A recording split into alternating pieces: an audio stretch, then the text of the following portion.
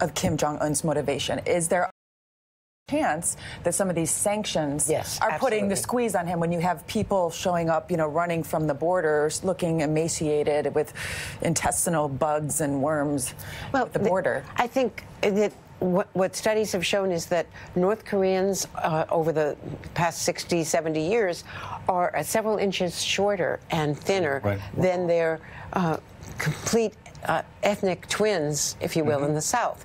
They have been starved for decades and decades, and so that is very, very true. I think the sanctions are taking a bite. And that is the one thing that we've learned. I mean, sanctions seem to be working in North Korea. Sanctions were working with Iran, and it seems that too often presidents are too eager to make deals and pull back from the sanctions. Look, sanctions have a mixed record. Sometimes they work. In other places, if you go all the way back to Rhodesia, it takes 20, 30 years before they have any impact. It does appear, per Heidi's comment, that in this case they're working.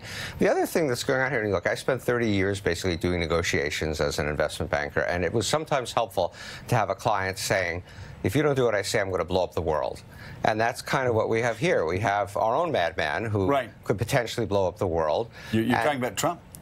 Yeah, I was thinking of Trump when I said that.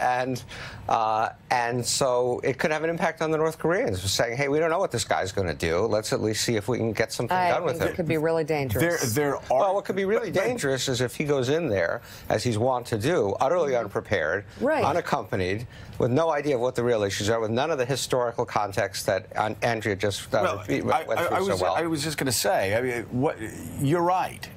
Sometimes it helps to have somebody say,